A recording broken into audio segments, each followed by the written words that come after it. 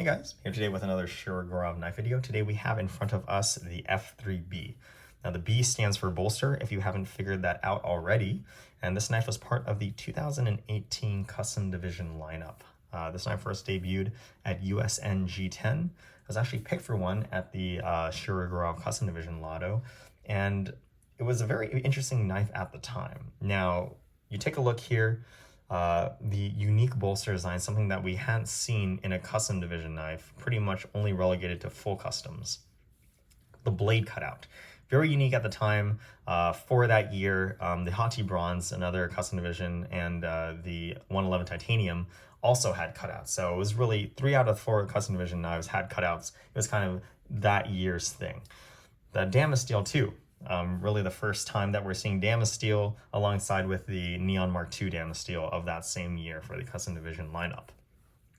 Another thing that was very interesting about this knife was the relatively high price. Actually, it's still the most expensive custom division knife ever produced as of 2023 here. $2,000 back in 2019. We're talking about $400 or $500 premium over the other custom division knives on the table. That combined with the fact that a lot of people weren't really too sure about damasteel. Some people really loved it. It was completely new for the custom division lineup. That combined with the high price of the knife made other knives more desirable. But in recent years, I think this knife has seen kind of a revival in popularity, a resurgence really. People actively searching out this knife. I personally was not a really big fan of it for other reasons as well, which I'll talk about in the video, mostly aesthetic choices. Really interesting to see this knife starting to get the kind of recognition and appreciation that I actually think it deserves. You know, even though this might not be my favorite custom division, I think they should all be loved by somebody. But anyways, moving on, just do a quick size comparison here to other F95s, F95 size knives. Of course, nothing different. It is an F95 size knife. That means we're talking about 4 inches. A little bit over 4 inches of cutting length. We're talking about a little bit under 9 inches when open. And with the handle closed, or with the blade closed, we are looking at just a little bit under 5 inches in length. Now, for the weight of this knife, very curious to see as well. It does have a thinner blade stock, which should help with the weight, but we do have zirconium accents, so curious to see how that'll go. 4.77, pretty much in the same weight range as other custom division knives, so it looks like everything kind of equals out in the end. Taking a look at the blade here, as I stated before, we do have that thinner blade stock, especially compared to other knives at the time, of 3.5 millimeters. The blade is damasteel in the Vinland pattern. The profile, of course, is that wider belly profile, which still was relatively interesting and novel at the time. The custom division knives pretty much were the only ones that had it. The production knives were still using this older blade profile that you see here with that straight belly. You can see here that we have a cutout in the blade, one of the many draws of this knife.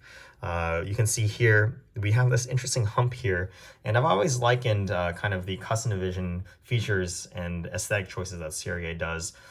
He really seems to have kind of a sci-fi kind of techno theme with the custom division knives. I think this is none more apparent than the 111 Titanium. The milling pattern on that handle is just incredibly futuristic looking, especially when you compare it to the full custom Titanium 111s. So interesting to see that hump here on the cutout. Again, I think to kind of tie in with that kind of futuristic theme, the full customs with the blade cutouts don't have a hump like this. Something that's also interesting here to see is that blade jimping. It is much wider than other knives. You can see here this antique that came just a year later has much tighter jimping. And of course, normal production knives have jimping like this, but this jimping is what you basically see on the current production knives, such as the F95 Zero, the F3NS, Neon Zero, and stuff like that. That is to say that there is pretty much no grip on this knife at all, but it does look kind of nice. Not kind of nice. I actually do like how this looks aesthetically. You can see here on the flipper tab as well, we do have some milling on it as well. It's not complete skeletonization all the way through, like the 111 titanium, which does also have a blade cutout, but it's interesting to see here how Sergey has paired the blade cutout with this little milling here on the flipper tab. Also interesting is the use of the white laser engraving for the custom division logo. Now, this is something that we've seen also on the 111 titanium as well, also on the blade steel, if I remember correctly. And this is in contrast to the laser engraving for the custom division logo on other knives here, which is done in a black color.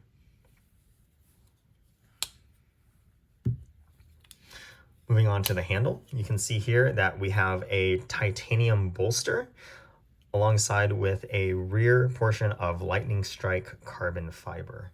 Now, this bolster is very interesting. I honestly really don't understand a lot of things about it. Now, you can see here we have the Shirogorov logo in a similar place to what we see on this F7 carbon here, which is totally fine. And I understand that the milling pattern is kind of surrounding the logo. That makes sense, totally fine with me too, but I'm not really sure about these horizontal milling lines here on the inside.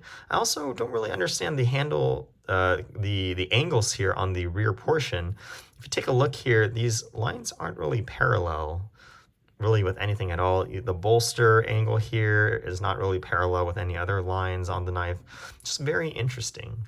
When I first saw this knife, I remember it reminding me of, you know, why this milling pattern is shaped like this? It looks kind of like a runaway drill bit or something, but I don't think it looks ugly. I'm just very curious about where these angles came from. But anyways, you can see here, like any other custom division knife, we do have that index screw. The pivot collar is made out of zirconium, kind of a nice match with the lightning strike carbon fiber here. The backspacer is also zirconium as well.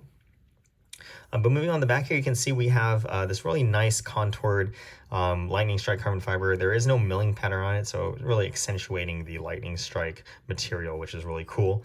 Another interesting thing about the way the construction of this knife here with the carbon fiber rear scale portion is that it actually interlocks into the bolster here. There is a little tongue that sticks out and that dovetails into the bolster. That is actually important because it's not only retained by that tongue and groove alongside with this rear body screw, but because the carbon fiber actually protrudes into the skeletonization windows of the liner, when you just remove this body screw, the handle doesn't just fall off. You actually need to lift it up and then angle it out of the tongue and groove portion here. So it's actually very interesting disassembling this knife, especially for the first time. For people that are unaware, they take out this rear screw and they can't remove this rear portion here. They think that it's screwed in or something or glued in, and they can't really poke it out because, you know, there's not any space to get inside underneath the liner here. But what you really need to do is kind of poke the inside of the handle and then kind of angle it up and then lift it out. It takes a little bit of elbow grease, but once you do it the first time, you think you're going to break the knife, but it'll be fine. So word to the wise for anyone who has to maintain this knife here. But very interesting design on the construction, and something that Sergey actually in hindsight said was probably not the best, especially that tongue and groove portion. When you're working it in a couple times, that carbon fiber can start to flake off, which is why he's moved to, on newer bolster designs such as the RQ36, we have a much larger part of the carbon fiber that basically fits into a recess into the bolster, and then the bolster has a screw, and the bolster and screw sandwiches the carbon fiber between that and the bolster and the liner, pretty much. A lot of words there, hopefully that made sense.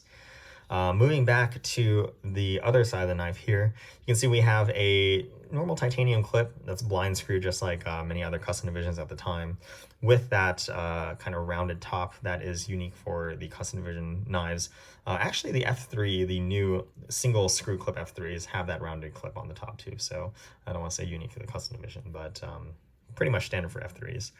The backspacer, being a thin blade stock, we already have a thin black backspacer combined with the F3, which because of the liners has a thinner backspacer to begin with. We get a relatively thin overall backspacer width compared to, say, an F95 here with a 4mm blade stock thickness. Lastly, the pivot system here, single row roller bearings, just like any other custom division, with the steel washer underlays, of course, since this is a relatively modern knife. One last look here at the pockets for the milling, the internal milling here. And again, as I stated before, the carbon fiber does protrude into those skeletonization windows to kind of give them extra, centering and holding power into the liner, which I think is really cool. Something that we had previously only seen on the customs. That's pretty much it for the F3B. Again, not my favorite knife aesthetically, but I do appreciate it, especially the complexity of the construction here. Again, I also really love that it's seen a resurgence in popularity. I think that's really great. More power to them. Definitely not my favorite custom division knife, but cool nonetheless. Again, I really appreciate my friend from sending this one in to take a look at it, especially since I don't have one anymore. I haven't had one for a very long time, so appreciate that. But anyways, hope you guys enjoy the rest of your day. I'll see you guys next time.